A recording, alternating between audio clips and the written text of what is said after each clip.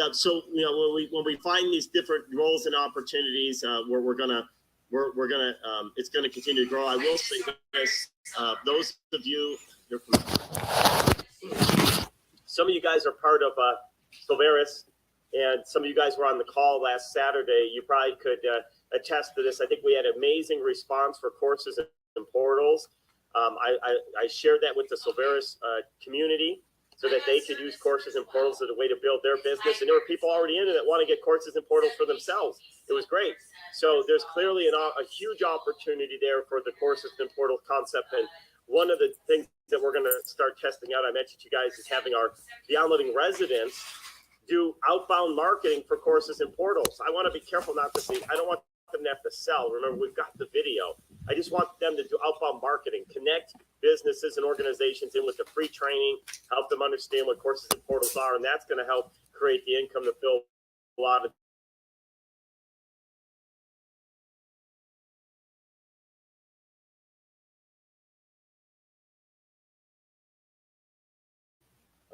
so anyway, so that was that update. So again, congratulations. He's got more coming, by the way. Alan's already putting the pressure on for the Finder of the Year. He watched Grow Vertical last year. He was there. He saw the Finder of the Year. He's on target for it. He said, get that trophy ready, engraved with his name. He's going after it, and I'll tell you. I'll engrave it now.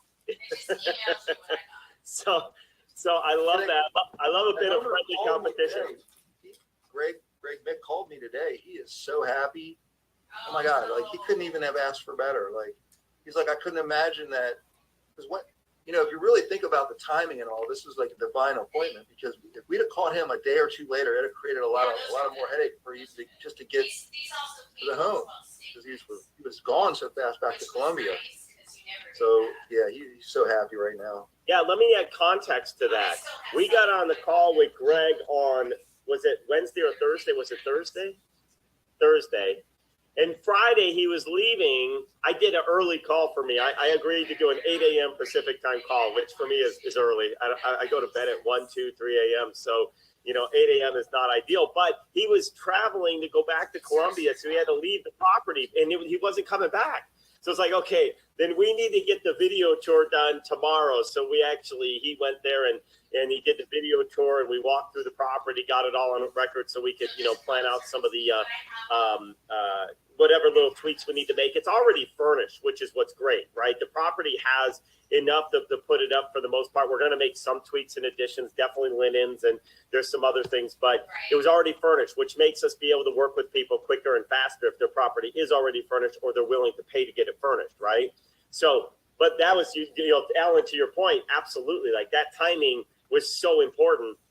And just a real strong Christian too, and believer. And that's what I tend to be finding here. If all we did was attract those Christians that want to make impact, we're going to do amazing things in this country. That's all right, and that's, we're not restricted to that, but I'm just saying that if that's all that happened, that's pretty powerful. So that was really good. Bedroom too, 3,400 square foot. We're going to get in 9 people, maybe 10 in there. I think 10. I think we came up with 10 because that one bedroom will have 3.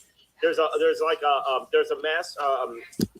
in-law suite in there that has it's huge. It's got enough room easily for 3 beds with its own private bath, so we could have 3 there, and just awesome. But even if we only had 6, the numbers are really, really favorable for him. And 5 actually is even favorable for his family. 6, 7, 8, 9, 10 is all just bonus. So he's got 4 kids and sees this as a generational wealth. And the same messages I've been telling you guys over and over. It's about generational wealth. Now, I will tell you, be careful. Be careful not to overspeak what it is we do and how our programs work, because we have so many different strategies that I don't even have time to go into. For example, I know someone, I don't remember who it was, but somebody had a potential opportunity, and the person said, no, I'm not interested. I need all my money out because I've got some debt. I need to cash out because I've got a hard money loan or whatever the loan was, debts is. That's not a no for us.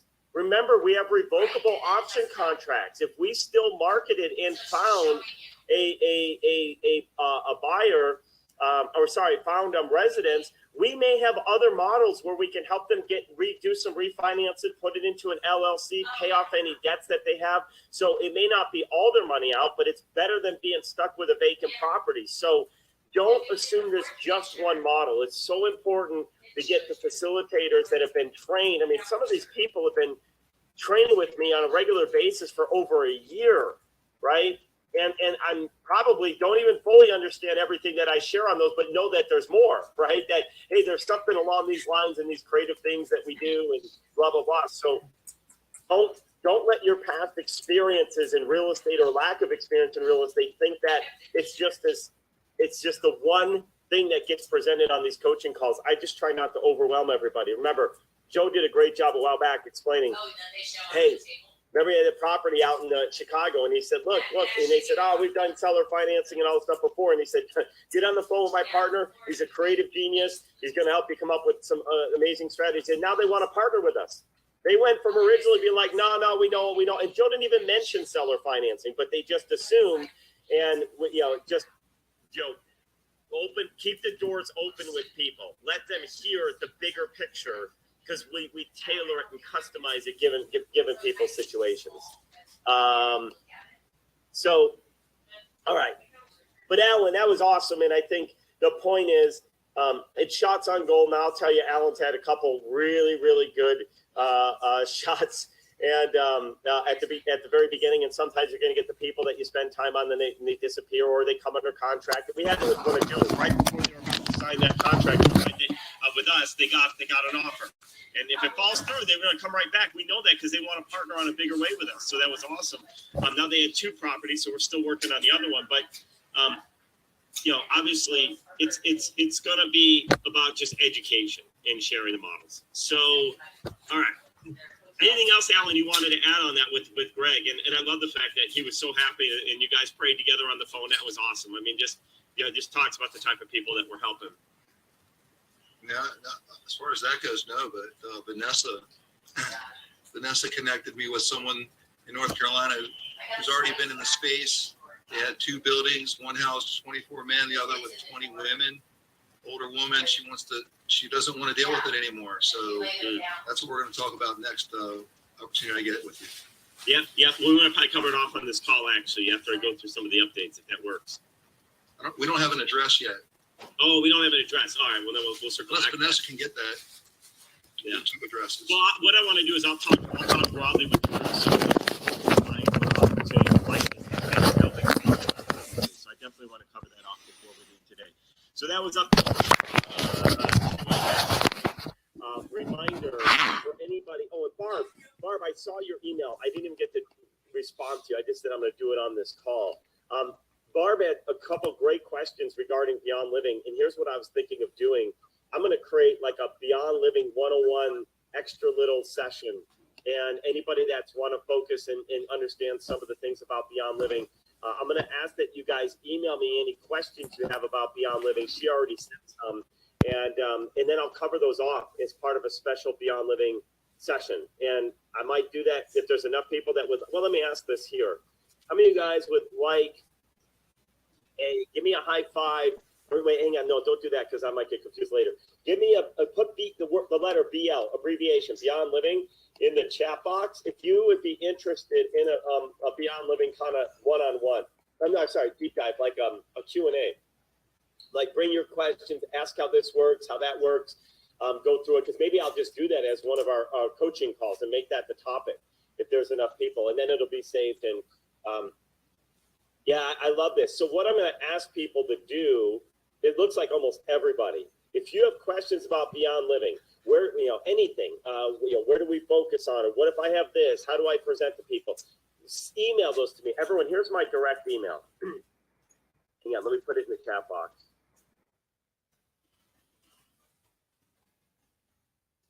Hang on. FYI, if you email all the emails that typically come out, if it says Keith Eichley -NextGen REI, those all get responded back to the support team. They don't go to me directly. So if you're trying to reach me directly, make sure you have my direct email. Don't email me, though, for the things like I can't log into my account and blah, blah, blah. The support teams can help you with all that, okay? Make sure you're emailing me with And property question specific, you should just put in the accelerator, because when you flag it, that emails me too, and I keep it organized, and then I can go into a special email folder. I can go into accelerator and I can filter all those out. If you just email me a random property and say, hey, help me understand this one, the odds are it will get lost. I about guarantee you, if you email me something like that, that property is going to be gone. If I can't get to it that same day, it's on page 2 or 3 and I'm never getting to it. Okay, so accelerator is a better place to email me property opportunities. But did I hit enter yet with my email? How come I don't? Oh, here we go. All right. That's my phone number or email on my business card. I'm like, just contact support so they can filter for me. So my fear is getting back into that same world as we continue to grow, because this stuff is massive. And I want to be able to dedicate my time and get as much of my time attention to those that are absolutely serious about what's happening, right? You guys know, you guys are here on these calls. You guys know how to reach me. And you know that if you've got a serious connection, when you reach out to me, I'm going to make time for your resources. Does that make sense? I'm going to direct people where to go. I say, hey, have them go check this out first, but let me size it up. That's how I have to balance my time to make sure I can get as much done as possible. It's about efficiencies. Some of you guys know this. Susanna knows this. Aldo knows this. Some of you got to meet James Malinchak, good friend of mine, and ABC Secret Millionaire. He does not. I'm good friends, so I have a cell number. We text all the time. He does not even have an email. He doesn't even touch email. And I was so jealous when I heard this. I'm like, man, you built an entire massive business without even using email. I don't know how you did it, but I love it. His assistant is his sister, and she manages all his email for him and prints out the things from on paper and puts them on his desk that he needs to know. I'm like, wow, what a system, right? So I'm not there yet. So you guys still have my email, but one day it's not going to be a matter of that I don't like you. It's just that I need to, wrangle back in my life. You have your kids growing up soon, train them now. That's right. All my emails will be managed by them. Exactly. You got it, Susanna. One more reason one more job for them to do so that they can buy their own Xboxes and stuff like that. Okay, so that was another update. This Thursday at 9 a.m. I'm gonna double check it. 9 a.m. Pacific, which is still a bit early for me. I don't really care too much for 9 a.m., but I'm trying to be helpful for the East Coast folks. Is the next Beyond Living Q&A for nonprofits. So if you have some nonprofits that want to learn about how Beyond Living works, we don't have a landing page up yet. The team's been working with Silveris. We've got Silveris. The links to go back is all built. So we sent that out. I tested it last night, and that's all working. So those that are in Silveris, as you know, we have this structure now with Silveris that when they send people to the 75-minute training video, at the end when they go to check out, it's going to take them back to your storefront. So that way they check out at your Silveris checkout page, not our regular Square account. It's pretty cool, right? So that got built out this weekend and tested. So everything's working on our side. We're just need to validate that those links have been set inside the Silveris platform to send to us, so we know who sent it over. But Micah's got that going. So just FYI, we got a lot of development stuff happening. We're working on some commercials, commercial videos. One of them's going to be for the transportation. The transportation video is about getting more junk removal and peer-to-peer deliveries going. That's obviously something we want on a massive scale. So that's on its way. I'm going to try to be even more restrictive on my time this week, because all the marketing stuff I planned for last week didn't happen, or most of it didn't, because we had to work on Silveris stuff, and I wanted to help Alan close his opportunities, and had great conversations with New York, with Denise and Alex, which was well worthwhile, because we're going to get that going. So it may be till next week before I can do many things, and even that is going to be a little bit of a shortened week. But let me see what else I had, and then we'll talk about properties that you guys have. So I think for updates, Susanna's got an awesome property that I actually just went and visited yesterday. I was down in Henderson, and I stopped by, and she had this individual who has moved to California and put his townhouse into Beyond Living, and what a great property. I spent a little bit of time rereading and re-researching the Henderson, Nevada. So the Vegas folks, those guys that are out here, the Henderson's short-term rental rules, because obviously I didn't think we could do short-term rental anyway because the HOA, we still need to get that HOA, but I was just rereading it. And along that lines, we had somebody, and Alan, you remember, we were on the call with Whitney, who wasn't clear about we had discrepancies in how we do our licensing with our members. And by the way, I actually spent some time this weekend researching, and I found the state statutes in Arizona. I found the case law in Maryland and everything else. Students or not, you can license your property, right? It's not just a student thing. And there's actually another out on all of this is employees. If we have to, employees can actually get housing from their corporation. And when you get your housing provided by your corporation, it's based on the assumption that you remain an employee of the company and you actually sign a license, and therefore it changes the rules and the regulations in which how it kind of shifts the landlord-tenant laws, just like a student in a dorm. Same thing. If you're no longer a student, you no longer get your license to be able to live inside there. And then I took it a step further because I started looking at some of the ways some of the rules are written in some of the cities about the housing and so forth. And the way we're probably going to position our homes is that these are homes for staff housing. Listen to this, staff housing that when available, our members, Beyond Living Program members, can actually utilize at no cost, because that's how we do it. We don't charge for the rooms. And I did that intentionally from day one, because it can't be considered transient housing and subject to any taxes or anything if they're not actually paying for the room.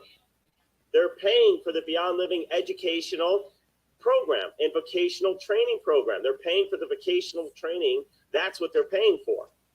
The housing is a bonus. And by the way, that's true. If we don't have houses available and somebody has a place to live, they can get into Beyond Living and do the program from wherever they're at. So I'm going to make it up. I see Deborah on my screen. Deborah, let's say your nephew is living with you in your home, right? And he's looking for a job and looking for a way to restart, right? He could get into Beyond Living and work the opportunities that we create with courses and portals and our transportation and go through our education program and everything else. But his program fee is going to be exactly the same. And it's paid for by the work that he does. So notice what we did there. If somebody who's not part of living in our homes pays the same fee as somebody who is living in our homes, there is no exchange of money for the housing. Is everyone getting this? It's not rent. They're not renting the property. This is not transient housing. This is the same as if, Deborah, your cousin comes in from out of town and wants to stay with you, right? And she says, "Hey, Deborah, I'm coming into town." You're like, "Hey, I got an extra room. Come stay." That does not put you in the short-term rental category, does it? No, as long as you're not taking a fee, right? You're not paying taxes on it. You're not subject to the number of people in a house type limitation. My brother, they're a family of 7. Anyone else have a big family and ever have them come stay with you? Yeah, you're filling up your house more than I guess unrelated by blood technically would be considered family, but you might have other people that have come in before, friends. How many people? Well, here's a perfect example. How many of you guys have kids and have ever had a sleepover at your house with your kids and they brought a bunch of friends? Anyone ever have that? Oh my gosh, my kids were in dance and we have 20, 30, 25 people sleeping over at my house. Technically, that's more than 4 unrelated people in the house, right? So anyway, so we're going to do some really creative things. I also spent some time researching pad split a little bit more too, to try and understand how they're getting around the number of unrelated parties. And I do have a friend, partner, who's doing pad split. He was going to check in with their legal team. I haven't had time to do that yet, but they use that term member. And they do my backup plan, which worst case is we'll just create an LLC and everybody will become a member of the LLC for free.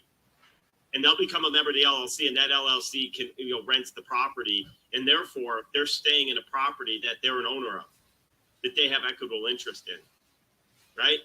Yeah, Alan, you and I have a property together. No one can tell us that we can't stay there. It's our property. It's our property. So anyway, so we've got lots of ways. I'm just careful and aware of this. And this is what I love. I mentioned this on Friday.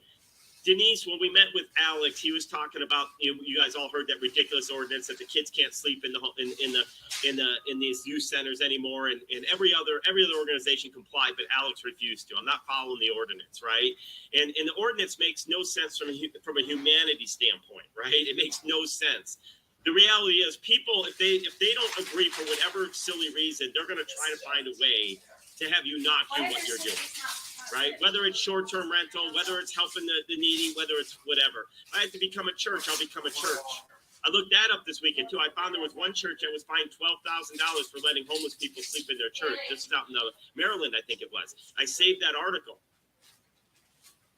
Right? I mean, this is the chaos that happens. So we'll figure out our way. We'll get enough people behind the mission of doing good out there. The people that come with a godly nature behind them, we'll get support behind us to stop this nonsense of rules that basically are not helping people. So, one last comment I thought I was just thinking about the short-term rental. Susanna, I don't know if you know this or any other Vegas folks, check this out.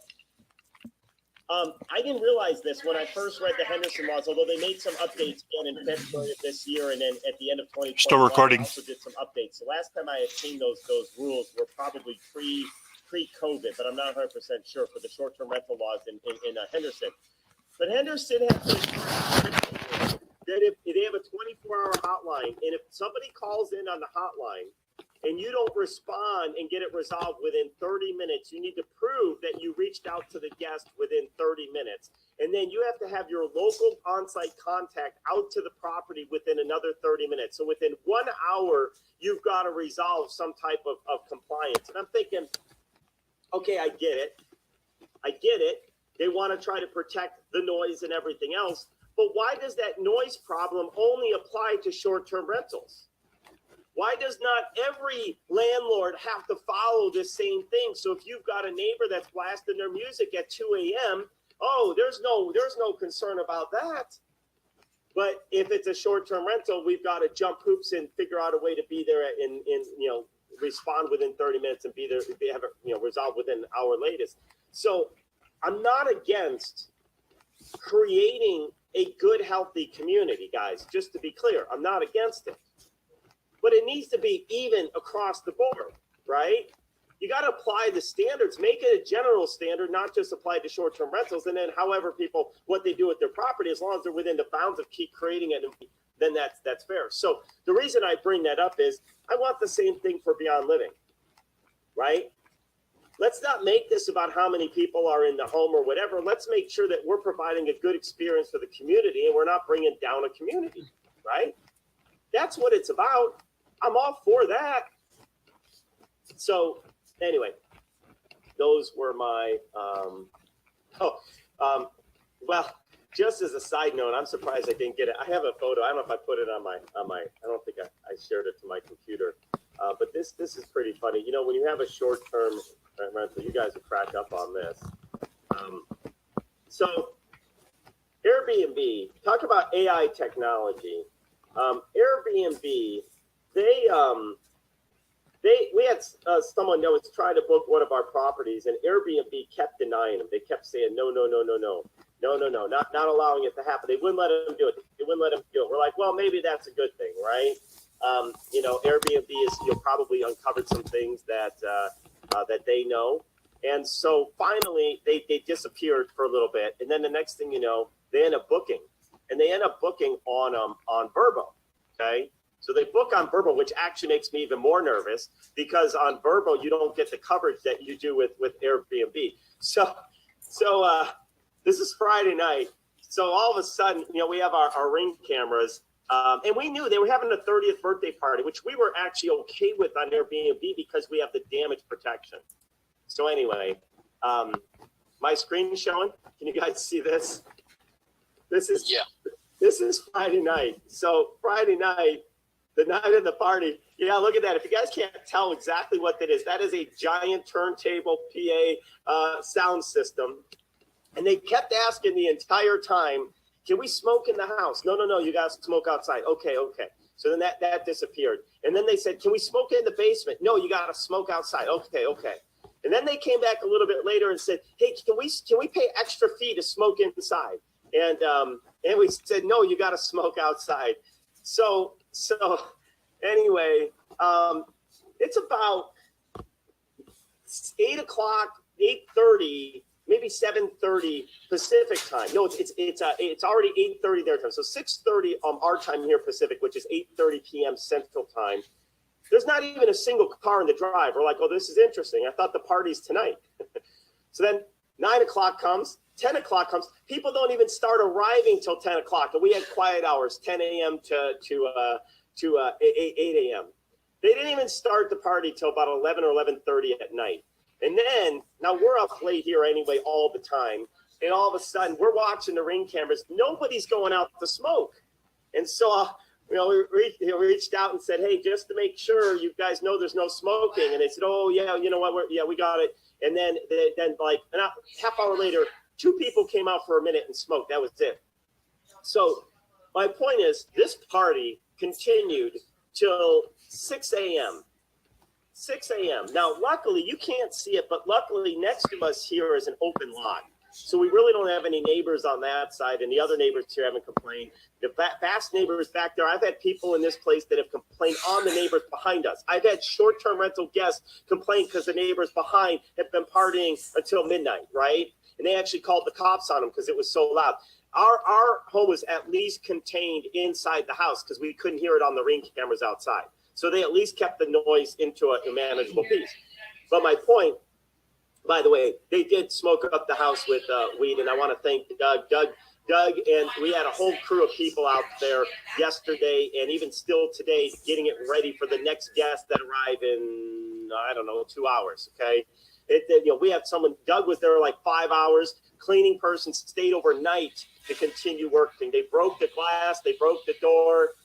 That was really, I guess, the biggest part of the damage. There was a fight, and they did tell us that the glass, and the door broke, and we got that fixed. It was a mess. Luckily, we charged an extra security deposit on Verbo, so that has been eaten up for sure. We're going to obviously compensate Doug and the team for their time. My point is this, though. Oh, Doug, I was going to send you this photo. I actually snapped this on my phone that night. That was from the Ring camera. And I don't know if you used the Ring or not. I think you have access to it. I was going to say, Doug, we might have some issues with this one, but we knew they were having a 30th birthday party. But my point is this. Look, out of all the bookings we have, and this property is booked pretty much every weekend. In the past year, this is only the second issue. The first one, they did put a hole in the wall, and they tried to patch it themselves. We did have 2 other people that one left paint, and they paid themselves to get it fixed afterwards. But it's gonna happen, right? It's gonna happen. And I agree, as short-term rental hosts, we need to protect the community and if there's complaints, solve that. But it's like like I said, we never had a noise complaint. We never had a noise complaint. The things that happen inside, right? So not even 1 out of 52, and there's weekday bookings too. I'm just going to count the weekends because nobody really holds big parties on the weekdays, right? Not even 1 out of 52 did we have a noise complaint. We did it. 2 out of 52 actually had damage. So what is that? 120, that 4%. But all of it hopefully will be covered. Well, so far all of it was covered by either security deposit or this one. We're going to have to give away some of the booking revenue just to compensate everybody. But it's a fraction, and it's one time out of the entire year. How many neighbors have a birthday party once a year or something, have a 40th birthday party or have a graduation party, right? Because kids are graduating and things get louder outside and the street gets filled with cars and this and that. It happens. So anyway, my point in all of this is just to circle back to, with Beyond Living, we don't want to create an environment where we even have to deal with issues like this, right? We want our homes to be well-maintained, in control, neighbors.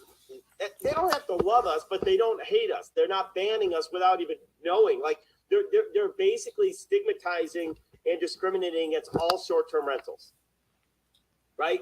I mean, the reality is we've had people stay there for funerals, coming in for weddings, coming in for graduations, coming in for kids' hockey games. Like, why discriminate against all those people? Because you do get a few bad apples in the bunch. Now, this guy actually, in Douglas, Texas, we watched them taking bags and bags of trash out back. Like relatively speaking, they actually put some good effort in to try to clean up all the garbage. They didn't put it in the right spot, and I think we had to move it all, but whatever. But they did some. They could have left the whole place just trashed, and they didn't, right? They just figured, oh, no one of the weed smell will go away, and it truly was an accident with the fight that they had by the glass door. Whatever. Kids can throw a ball through a window too, right? Anything can happen. So I'm gonna get off that now. But anyway, I thought it was just so interesting. We knew we were up for an interesting weekend when the party didn't start till 11 p.m. Anyway. Hey Keith, Yes. have you heard anything about Airbnb not paying their people? I have a friend up in Michigan, and she does short-term rentals in a vacation area, and she hasn't gotten paid in months and months on any of them. Wow, I don't know about any of them. We've had probably 5 claims on Airbnb. Now we run a lot of properties, Rick, so keep it in perspective. We've had about 5 claims in the last probably 3 months, 4 months, and all have been paid. One is still under review. It's been in the review for like a month now. We don't know why that one. And that one was actually a party, right? That was actually, we could tell they had glasses and everything else, and it was kind of disgusting. But we had other ones where we can't prove who did it, but one of the toilets backed up, right? And the sewage came up through the shower and got all over the floor, and we had to get carpet cleaners out there and all this other stuff. We got reimbursed $1,100 for all the repairs of that. And quite honestly, we didn't think that one, Rick, was even going to get approved, because how do you prove that it wasn't the previous guest or the guest before that put stuff down the toilet that finally caused the issue, right? We've had chairs break. We've had, things like that. And we've been paid, although I think generally speaking, you've had pretty good success too. Michael mentioned not getting paid. And although said, no, you just got to do this and you file this claim. But, and I'll let Aldo chime in a second, but it's funny you say that, Rick. When these people first booked and they got on Verbo, we started getting nervous because Airbnb blocked them. Even when they tried like his daughter's account and this and that. So Airbnb pretty much knew that this was risk of party. But we've had other people that they've blocked that have come in that have been just fine. A lot of times they'll block if you're local. If you're local and you book another property, they're going to assume that you are booking for a party, or that's part of their algorithm, right? Brand new profile. You live in the area and you're booking another place. Yeah, chances are you might be having a party, right? I'm looking into a couple different insurance things. One is proper, and I know, Carla, you looked at proper, and they wouldn't cover your properties in Denver, right, because they're a bigger piece. We're also reaching out to a company called Safely. So I don't know if you've heard of Safely before, but Safely they actually are supplemental to your existing landlord policy, right? And so they'll actually, they apparently blow the socks out of the water of Airbnb's coverage and all that other stuff, so they claim. So does proper. So we're investigating those, because the thing I don't like about Verbo is that they don't really have any damage protection, other than they offer you can have your guests have to do like a $59, you get different plans for like a damage protection. And I read that, guys. I read that policy. You know what it says? It says, as long as it's unintentional. Okay, so now we get into debate. Was my broken window intentional or unintentional? Clearly the weed in the house was intentional. They chose to smoke in the house, right? So is that not going to be covered? So anyway, it's like, guys, don't take this. Some of you guys sell insurance. Don't take this a wrong way. But I don't trust any insurance. I don't. They're so good at collecting, and they're awful to pay out. Carla knows this, unfortunately, with her house down in Florida that got hit by the hurricane, right? 40 years of paying insurance, never with a claim. All of a sudden, hurricane comes, and they don't want to cover, right? Yep. Yeah, that was most of it. I think it was more flood. Yeah, it was flood damage. Like I said, the adjuster knew how to play the game, and flood was here, and wind damage for hurricane was above. So they worked with us, so we did get a nice check, but it wasn't everything. So Bill Foley, who owns Fidelity National Title, They got all this title stuff and things they won't do, insurance in general, but he's spending billions on sports teams, right? They got money to buy sports teams, but they won't pay out on my broken glass on my window. I had a flood in my house. Some of you guys know this. My house back it had a pretty big it had a basement. It's 2,500 square foot basement, and it flooded with 40,000 gallons of water. 40,000 gallons. This thing was over 3 feet high, and it was because the drainage down from the association backed up and flooded through my foundation. So it wasn't a sump pump failure, and so they wouldn't cover any of it. And even though sump pump was working, it couldn't pump it fast enough. And their claim was, well, you didn't get the rider that covers your association not filling, cleaning out all their drain things. So therefore, this isn't covered. I'm like, what rider? Like, this is, everything's in a rider. Everything's in a rider that I don't even know about. And so anyway, I don't mean to pick on insurance, but I have to. Like, my experience tells me, and many of you guys can attest to this, that you get a bad taste in your mouth if you've ever had a bad experience with insurance, and I've had more than one, and probably many of you have as well, right? Medical insurance, same thing. How many guys ever gone to medical and they don't cover anything? You show up and they're like, no, that's not covered. They got a reason why that's not. Oh, yeah, Lorena had this too. Lorena just went through this. You bought this house, right? And you went to Allstate. And had you done something different at the beginning, I think Lorena's, because the process and the way she went about it, now it wasn't covered. So there's so many loopholes. Like, that's who I want as my attorney. I want who's ever writing the insurance policies. I want them as my attorney because they got all the loopholes, right? So I don't have an answer as to why and what the rhyme and reason is, Rick, for Airbnb and your friend in Michigan. I will tell you, I know people that have gotten their claims to line. I've read things online where Airbnb, but my personal experience somehow has generally been pretty decent with Airbnb. But I'm still looking at safely because, it just takes one big item, and all of a sudden it may be worth it. You just have to add it up. So what she was saying is, it's not really the rental. It's not that end down here. It's Airbnb up here that they're having problems, and they're behind on a lot of payments to people. Well, keep this in mind. Yeah, good point. Airbnb last year was the first year they were ever profitable. Did you read that? Did you see that? It was their first year. So yeah, if they're looking and they got this part of the reason, and people go to Verbal because it's cheaper. Because it's probably cheaper because Airbnb is building in the insurance piece of it, right? So if they're getting lots of claims, Rick, that's sucking away their revenues that they didn't plan on, and so they're trying to figure out how do they not pay it. So, and I'll tell you this: a lot of people have bad experience with home warranties, but we've been pretty fortunate with our home warranties, so we do them. And by the way, I don't know if it's the sale's still on. We bought a bunch of home warranties about a week ago. We got them for half price. We picked up our home warranties at AHS for $20 to $25 a piece. Shoot, we added home warranties on the properties that we weren't even going to home warranty because it wasn't worth it because there wasn't enough in there to warranty. And there's no, we have properties with no air conditioner. There's no heat because they use radiant heat or whatever. And they you buy the little ones from the store. But for $20, we're like, let's get it and then decide later if we want to keep it. So we've had good success. We really have. You're talking about American Home Shield? Yep, American Home Shield. Well, we have, they're our primary because we have like a corporate account with them, but sometimes owners have their own. We have Old Republic as well. Well, I've had both. Old Republic pays better. You have to fight for American Home Shield, but you can win.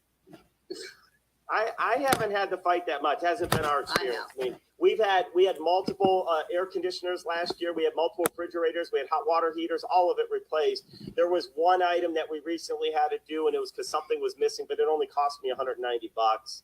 They covered part of it, but not another part. But actually, there was some validity to the reasoning when you read it, because it wasn't installed properly. If you have something that's not installed properly to begin with, then they won't cover it because it didn't break. It was just not put together properly, right? So I kind of see that, because what they don't want people doing is this. All of a sudden Rick says, oh, I'm a handyman. I'm going to go put together my own plumbing again. I'm going to replace this sink out. I'll just do it like this and blah, blah, blah. And then all of a sudden the thing starts leaking and causes a flood. Well, Rick, it's because you did it yourself. You're not a plumber, right? Doug, know this. We had somebody not licensed that did our Superior Plumbing, Doug May. I think he's still out there. And oh my gosh, he was one of the renovators, and he did all the plumbing. And all of a sudden, undo the thing when they were washing the dishes, and the entire floor flooded. We got a real plumber out there. He sent us pictures of how the plumbing's supposed to be and how the guy did it all backwards. The whole thing was backwards. So yes, when it doesn't work like that, you've got to be responsible as a homeowner to get quality people and licensed people in to do your work. So I kind of get it. So I've been a little bit there, Carol. So, but fortunately, it's been good enough for us that we continue to use them at a corporate. I'm not saying they're the best. Well, I still use them. I wouldn't be without them, but Yeah. I did catch them in fraud, and I went back to the dispatch because I Yeah. had a second opinion come out, and I saw where the first person had lied. So then the second person just copied the first one's lie, and I caught them in it, and I made them go out there again. Yeah, You know, no, and you know what? We actually, you're a good point, Carol. So we did have a different one where there was a refrigerator and the ice maker broke, and it was getting stuck with water. Broke, but it broke because they were trying to actually stop it from continuing the flow. So in trying to get it to stop, they broke the piece. So then they claim, well, you broke it. When you physically break something and it's not, based on normal wear and tear, then they don't cover it. But then the issue becomes which came first, the chicken or the egg? When it stopped working because of something else, it broke in trying to fix the problem that already existed. But, well, you guys know this. Probably some of you guys know my story with our Mazda that we had. We've given up on it now. We're walking away with just a small amount of cash. We lost $8,000 on our Mazda. We got the extended warranty and all that other stuff on the vehicle, and the engine went out, and they can't find an engine. And then they're claiming that it's not under warranty because, well, they can't. They have to diagnose it first for $2,400 to diagnose to prove whether or not it's covered. If it's not covered, then you got to pay for the entire engine replacement yourself. But if it is covered and it was in fact due to an actual fault, then they'll cover it. It's like, well, so I got to invest $2,400 to then have to buy a whole new engine. If it's wrong, that's another $2,400. I'm out. So we just said, forget it. And so to each their own, but I'll probably never buy another car warranty extended again because, I just saved my $1,000 and put it in my pool fund for my this sucks fun. That's why I call it. That sucks. It's the way it goes. You pull out that sucks fun. You pull it out there and So if they want the $2,400 up front to diagnose it, because I got an issue with a car back in Ohio, they don't apply it to the $2,400 after they diagnose and you do need it, or no. If they diagnose and find that the issue was because the engine was actually something that was covered under warranty, not fault of our own, then they'll actually cover that diagnosis at $2,400, right? Okay. They apply it to the amount. But if they come back and say, "Oh no, this is because here's what happened. Something happened, and they said that you drove it too long." Well, the car died. The car physically died. You were in the middle of driving, and so you should have stopped driving it. Well, you didn't have the opportunity to stop driving it because it went out, right? Mm-hmm. So this is the unknown. This is the gamble, right? I'd rather take $2,400 and walk up the street and put it on black. I'm Exactly. right. So that's a very biased diagnosis too. Right, right. They could be like, "Oh yeah, it was our problem," but then tell you something different. Right. How do I know? I am not an expert, man. I could go. This is what I love. The mechanic I have. I actually went in and thought I went in to tell him I need my transmission replaced because it's slipping, and he came back and said, "No, I wanted to change all the transmission fluid and everything else because I hadn't done it right, and I felt like my transmission was slipping." He said, "No," he said, "I'm not going to change your transmission fluid because here's why. If I change it at this point, it's gonna create more issues, and you're going to end up having to replace your transmission. And I don't want to do that. Most other people would replace. I'm like, this is the guy I like. He could have changed out my transmission, which is what fluid I brought it in for, charged me the $140, and then he'd know I'd be coming back 3 months, 6 months later saying I need a new transmission." This guy is unbelievable here, and he's done that for me multiple times. I'm like, "Look, I think this is wrong." And I said, "Hey, this isn't working." He's like, "I wouldn't fix that, and here's why." And love it. Like honest people, and he gets all my business now, and I trust him. But although other than someone like that, I don't trust the dealers. I don't trust the insurance. I don't trust anyone. I've been through it too many times. Somebody asked some questions earlier. I'm gonna go back to. Sorry, I missed them. We got down these tangents. We can invite a nonprofit interested in Beyond Living for people helping on Thursday at 9 a.m. Pacific to a live Zoom. Yes, a live Zoom. So if you have people that may be interested in coming to learn more about Beyond Living, that's going to be Thursday at 9 a.m. Pacific. So that's noon Eastern. Email me for right now. We were trying to get a landing page up by Monday, but there was too many things that the dev team is working on at once. So hopefully maybe today we'll register them. If you just send me and say, hey, I have somebody interested, here's their name and info, we'll actually register them on the page once it's ready, and they'll get the link to join us at this live event. And they'll get notified. It starts at 9 a.m. If nobody shows up by 9:05 or 9:10, I'm gone. I'm out. I got plenty of things to get done. Is that clear? But I will stay on until all questions are answered. All right? Because that 2 hours to work with nonprofits is incredibly important to me. It's like the most important thing for me to do right now, and my mission from God is to build those relationships. But if no one shows up, then I'm going to work on other things that are going to build relationships, right? So I'm going to use that time differently, but I've got to be using it effectively. So that is Thursday at 9. I'm just looking at some other notes here. Thomas, working on receiving an old school 92,000 square to do 15 homes behind for workers and temp housing, then other homes to rent and sell in the same counties. We will look at commercial, large commercial each state. I love that. You know, it's so funny. I had this vision. I think it might have been wasn't at church. I was actually finishing up biblical citizenship yesterday. Oh, don't let me end without that really quick. Some people might be interested in something, but hold on.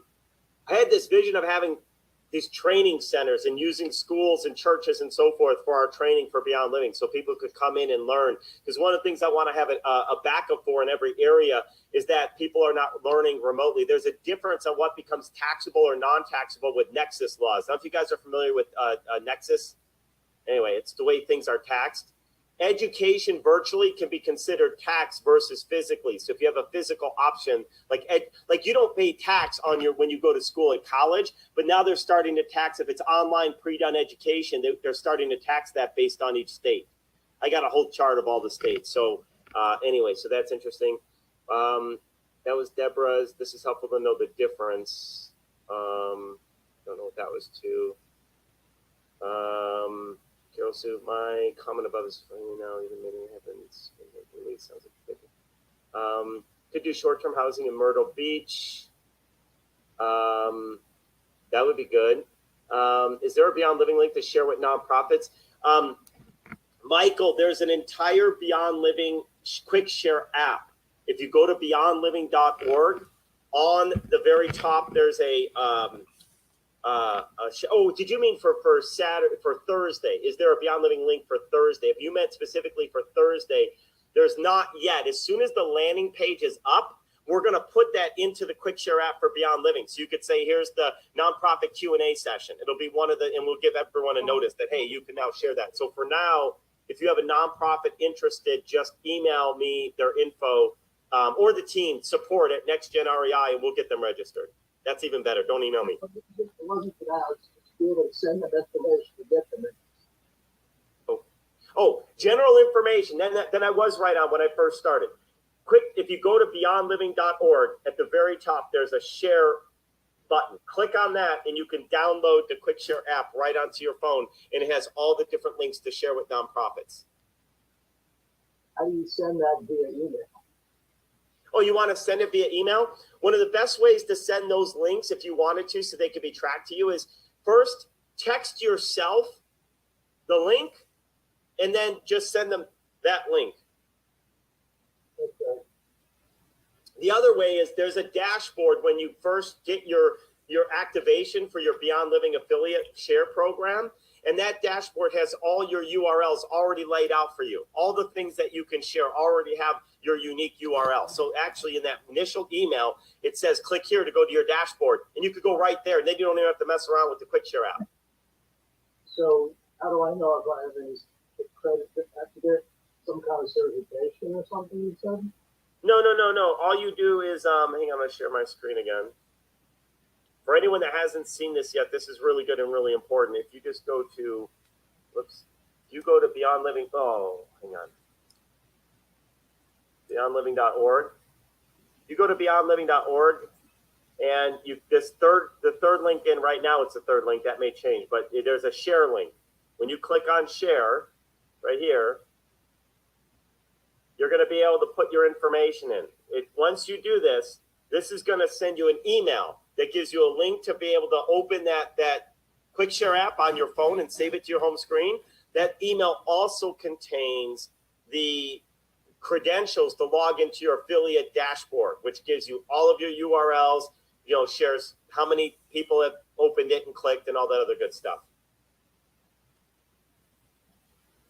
Did everyone catch that?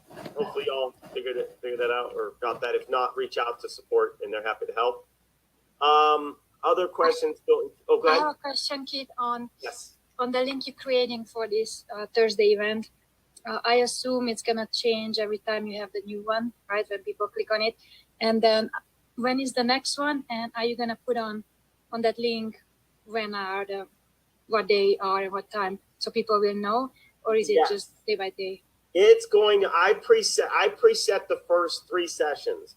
None of that first 2, no one's had anybody interested to attend yet. So they didn't take place. So this is the 3rd of the first group. So I was waiting to see how much action and traction we get on this before I block out a bunch of dates in my calendar, right? So there will be one next week, but we are, as you know, Susanna, we've got some plans next week. So I'm going to be a little bit more limited time. There will be at least one though next week, and then there'll be more after that. And so what's going to happen when they go to that page, all the known next sessions will all be listed so they can pick the time that works for them. So if there's already 3 pre-planned sessions, they can pick which section fits best with their schedule. But I only have Thursdays figured out right now because, I was working on next week's plans. So good. Everyone got that? Not just Susanna. So they'll be able to say, Thursday at 9 a.m., Monday at 12:30 or whatever it is. And then maybe next Thursday at 9 a.m. or 10 or whatever it ends up being. So, can we get some of your YouTube videos from Beyond Living or to attach to funnels?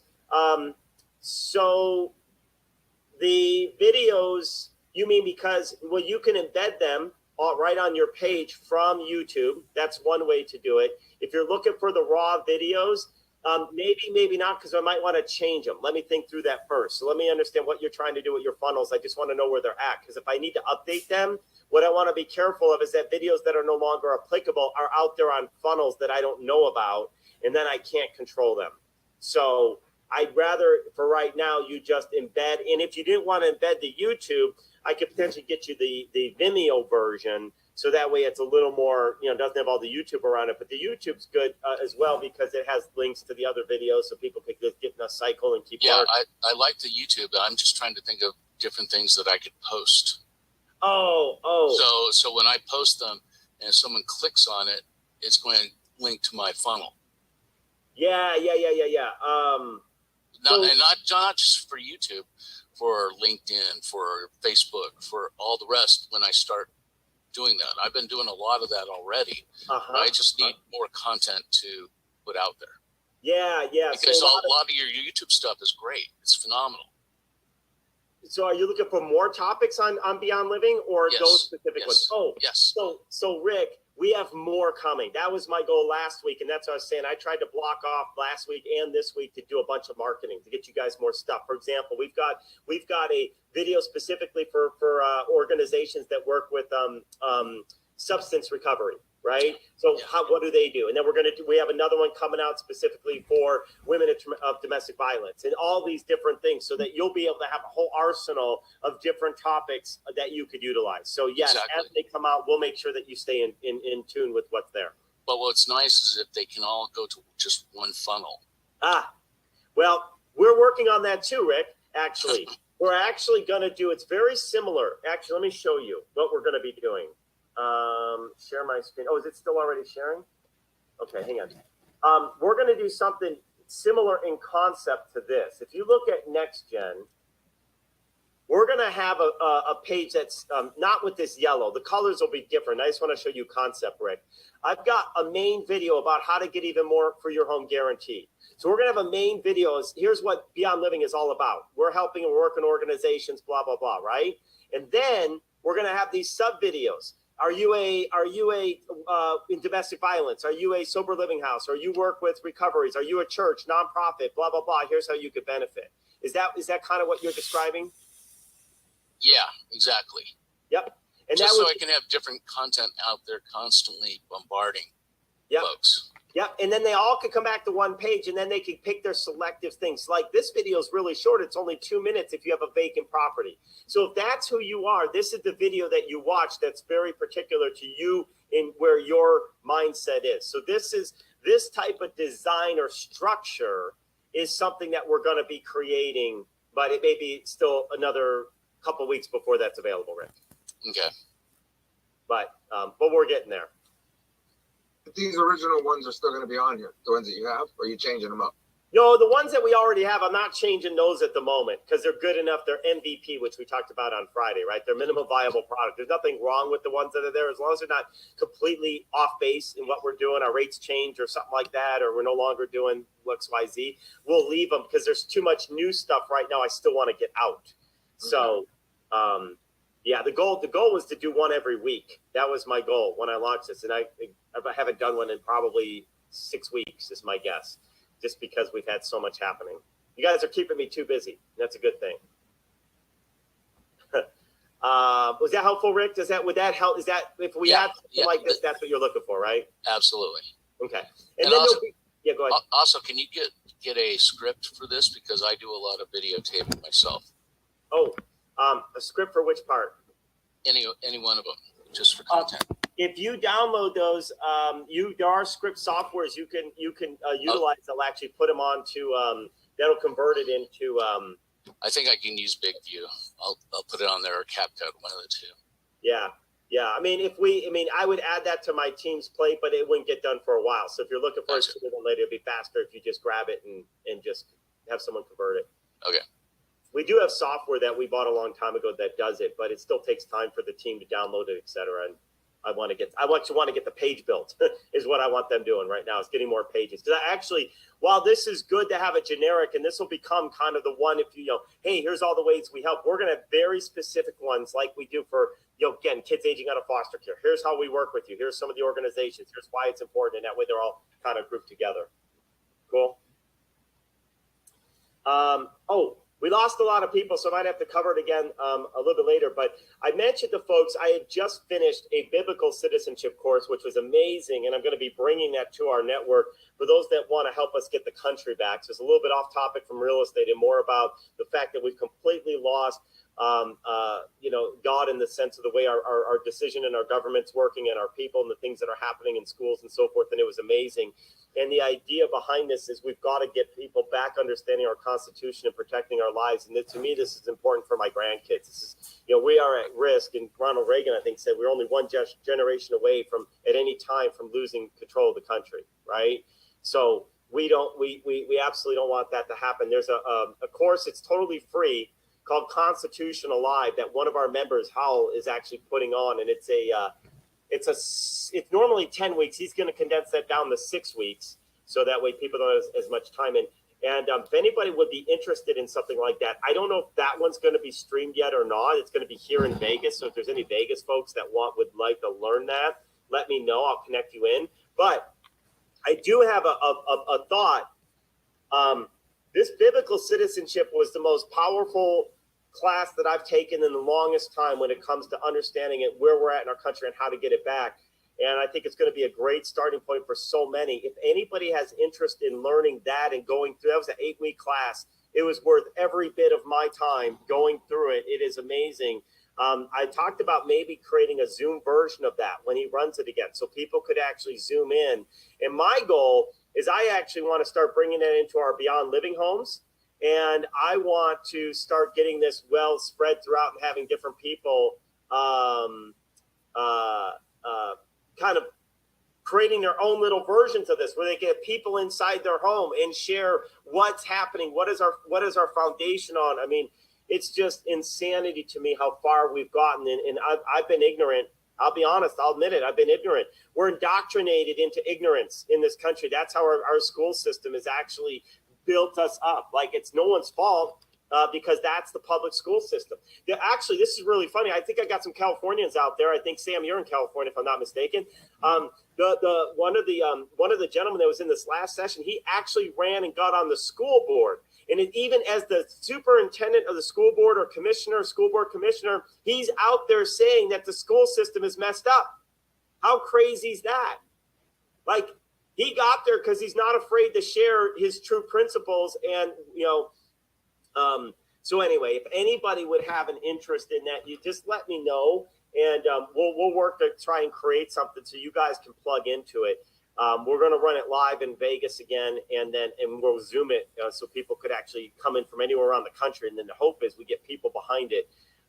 Their goal of that organization is to get 10,000 people that actually want to get into office, that have gone through this idea of biblical citizenship and constitutional life, understanding how we get our country back. And I love that mission. And that starts by people being aware. So again, more to come on that. I'll do it as we have more Vegas folks on. Ironically, we only have a couple Vegas folks here this time. Normally we're filled with our Vegas. But anyway, anything else you guys have question wise? Otherwise we'll wrap this up. Just checking the notes here again. Social media and podcasts promote nonprofit partners. They get free marketing. Love that. Joe's interested in the biblical citizenship. There's also constitutional law. That one's not as big, other than the Constitution was actually founded on the principles of the Bible. By the way, the Bible is most quoted source in the Constitution. Most people don't know that. 34 times. Sorry, Carol Sue, go ahead. I see your hand up now.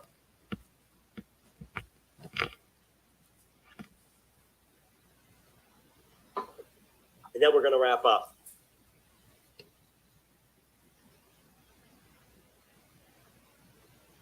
All right, she's not able to get herself unmuted. All right.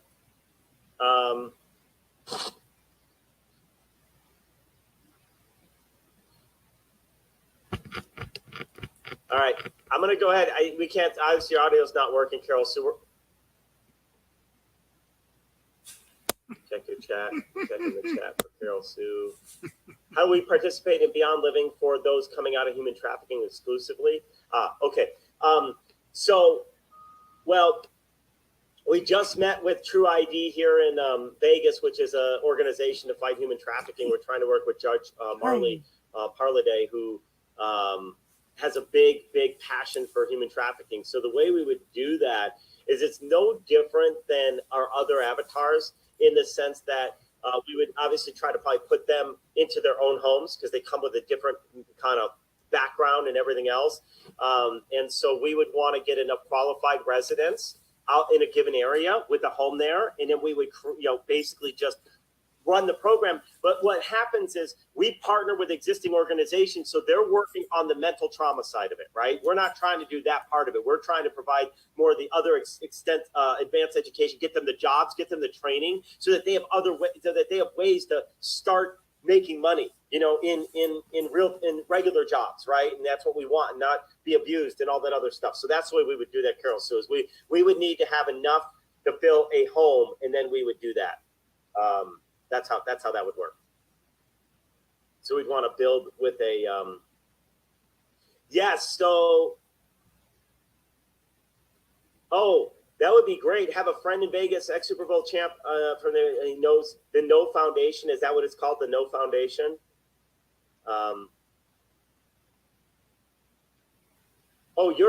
Yours is the No Foundation. Got it. Yeah, and by the way, in Las Vegas, those that don't follow football, just so you know, Las Vegas has the 2024 Super Bowl, which was the highest instances of sex trafficking. And so there's all types of organizations that try to come together to help fight it here. My church is already trying to do things to help fight it. So we have a real need to help with trafficking. And ironically, we also have a bunch of properties that might be coming down the pipeline as the short-term rental laws come in here. So there may be no coincidence that all this is happening. Maybe this short-term rental is to help us use a lot of those homes for good. But he's worked with 20 ex-champs will come to events. Oh, that would be phenomenal, Thomas. You know what, Thomas? I'm going to find time. I'm going to email you. I know I've been saying this but my schedule's just been so haywire. Last week's stuff is not done. But I'm going to reach out to you. I want to get together with you this week, okay? I'm going to reach out. Let's get on a call. We got so much synergy here, so I want to get it at least implanted in my head so I can see how we start putting these pieces together, because I know there's a reason we're here together. There's no question. So, in fact, I'm going to add that to my list right now for today to at least set up a time with you, okay? Let me get to my today list and get that added in. Okay, cool. All right, folks. I'm going to let you guys run. Need to go, and have a great rest of your day. We'll see you guys on Wednesday. Recording stopped. Thanks. Have a great night.